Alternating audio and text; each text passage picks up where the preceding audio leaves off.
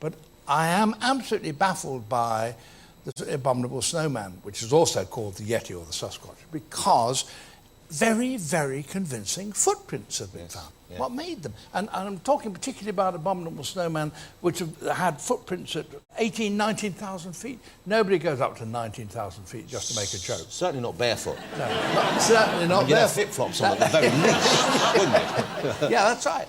So I think there's an unanswered problem there. Wow, so there probably is. You think there might well be? Oh, that's exciting. Let's do a... We don't know for certain, and that's Bigfoot. Everybody talks to me about... I'm romantic. I would like Bigfoot to exist. I've met people who swear they've seen Bigfoot.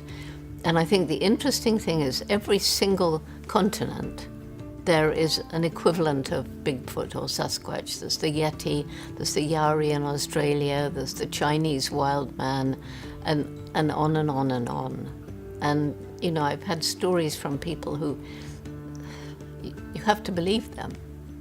So there's something, I don't know what it is. I'm always open-minded. The sheer volume of eyewitness sightings is enough to give any rational thinker pause. Could all of these sightings of the legendary creature truly be fabrications or accidental misidentifications?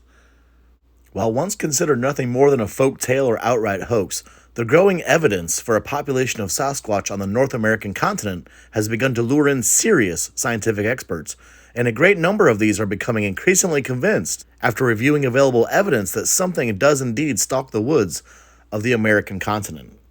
Since that fateful day in 1967, the film has been repeatedly inspected, dissected, and reconstructed by scientists the world over in a bid to discover if the film is real or a hoax. While several people have come forward to claim they were the man in the costume, studies of the film have time and again indicated that the subject may have been a real biological creature. In determining the validity of the costume claim, film analysis has focused on gathering painstaking detail of the creature frame by frame as it moves. And this analysis shows that as the creature in the film moves, entire muscle groups can be seen to also move on the creature's body. This is simply too far outside the realm of possibility for 1967 costume technology, and actuated artificial muscles wouldn't be incorporated into Hollywood costumes for decades to come. The only possibility for the suit to clearly show these well-defined muscle movements is for the suit wearer to have the suit physically worn next to his own body, meaning that the person in the costume would have had to be truly a massive individual, far outside the physical limits of most human beings, and well outside those of anyone who has claimed to be the man in the costume. Dmitry Donskoy, head of the Department of Biomechanics at the USSR Central Institute of Physical Culture, agreed with the results of the recreation decades before it even happened, noting that the creature's movements were too natural and confident, while also unnatural for a human, for it to have been easily faked. You're going to tell me that the suit maker thought to include this as well? Here is the same tendon shown in the leg of our own species. Such exquisitely faithful anatomical details we would be hard-pressed to fabricate even today, much less 52 years ago. For people who know anatomy pretty good, you probably know what you're looking at here. A lot of detail depends entirely on how the light strikes the subject. Right here in this particular frame, it does penetrate through the hair on the leg, and you can see the muscle itself quite well. And those of you out there who know anatomy pretty good, you probably know what you're looking at here, except it's on a larger scale. Also notice that right up at the top of the calf, you'll see like a Y shape, a little forked Y shape.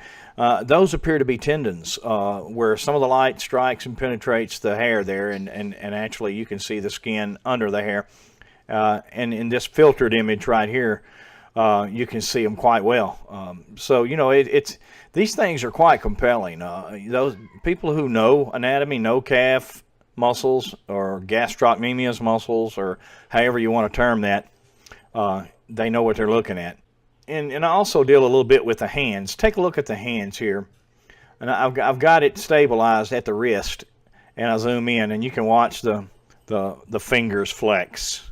For just 2 frames, When you consider the fact that there are over 900 frames, that's a lot of information. In fact, Bigfoot sightings and footprints have been reported since the dawn of the American nation, and Native Americans have long believed in and reported on the existence of the creature, claiming that they have lived alongside it for thousands of years.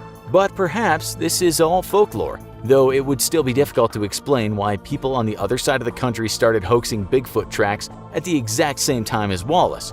If these tracks are indeed all fake, then these hoaxers are far more sophisticated than anyone ever suspected. Dr. Jeff Meldrum has long spoken on the specific qualities of Bigfoot tracks, and as the Associate Professor of Anatomy and Anthropology, as well as the Adjunct Associate Professor of the Department of Anthropology at Idaho State College, he's well qualified to speak on the subject. Meldrum is an expert on foot morphology and, most importantly, on locomotion in primates. Dr. Meldrum understands how primate feet are shaped by evolution and how this affects their locomotion, and while initially skeptical of the phenomenon, his investigation into hundreds of casts has now convinced him there's a possibility of an unidentified large primate in the American forests. Dr. Meldrum's conclusion is derived from several common qualities found amongst the footprint casts he considers to be authentic. The first is the identification of dermal ridges. These are patterns in the skin that are similar to that of your fingertips, and while drying plaster can sometimes form impressions that seem like dermal ridges, it's not a common phenomenon. The second piece of evidence is the presence of a mid-tarsal break, identified by the way that the footprint is created on the ground as the creature moves. This is a feature common to apes but not found in humans, and this is caused by the foot actually bending before an ape takes its next stride. Next is the spacing of the footprints themselves, which is often in excess of 3 feet. By measuring the space between footprints, the gait or walk of a creature can be measured, and time and again this figure comes up to such a superhuman value that it would be extremely biologically difficult and sometimes impossible for a human to hoax. But Dr. Meldrum is far from the only professional expert who believes in the possibility of a large unidentified ape. Police fingerprint technician Jimmy Shilkett became interested in the phenomenon after watching a Bigfoot documentary. Could be anything, could be anyone, and he's right. But what interests me is what Mr. Anything out there is doing, which is watch him launch that tree. So the question is, how big, how long, how much does that tree weigh? We're going to look at a log weight calculator to get an estimate. And if that thing is even close to right, we're looking at a guy out there in the trees that has superhuman strength. Let's go check it out. The sort of gist of what's going on here. And by the way, if your volume is turned all the way up, I suggest you turn it down, especially if you're wearing headphones.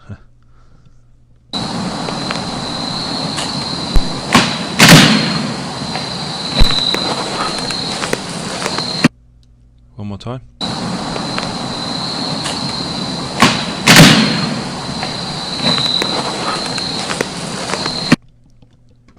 Okay, is this okay? And that one is the jump. Okay, let's loop this one.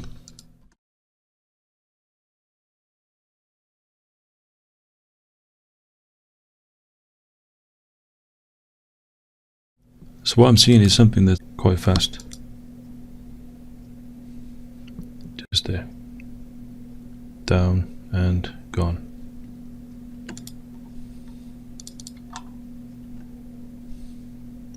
You can see what seems to be muscle tone on the back.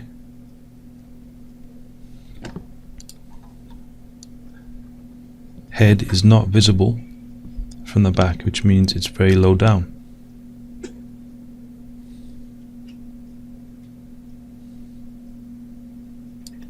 No sign of the head whatsoever.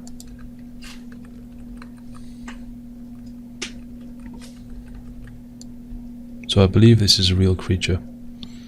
What it is, I can't tell. We know Bigfoot have been known to go on all fours and move in unusual ways.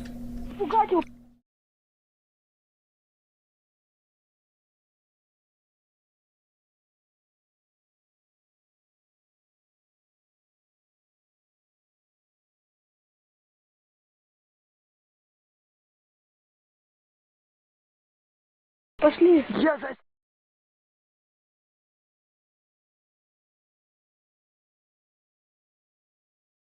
Creature is 2 minutes long.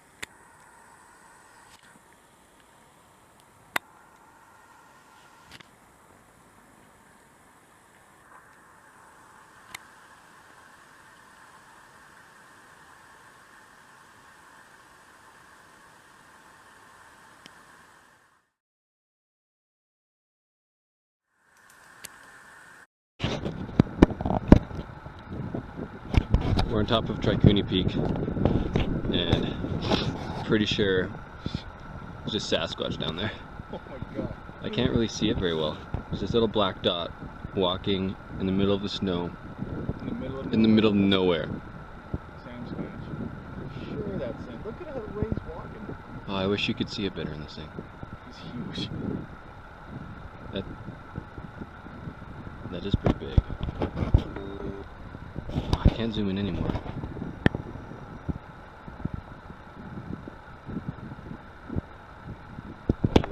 Just to give you an idea where we are right now. Middle of nowhere.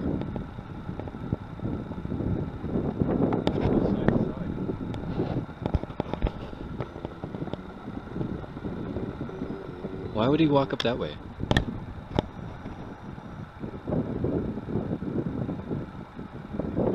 If that was a human, why would you walk up that ridge or that snow line? Why would you not just go straight down?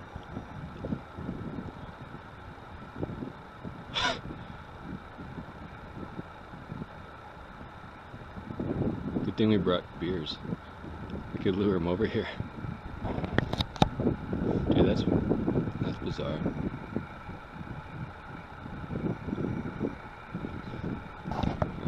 For sure I did. He covered that ground pretty quick. Holy. And look him go up. Like, we're in the middle of nowhere right now. Like, I don't know how high we are, but we're probably close to 7,000 feet. 6,500 maybe. And this guy's just scampering up snow lines. Like, it's no big deal.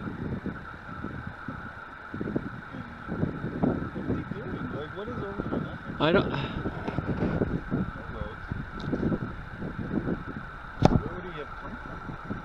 He was coming down this this valley down here.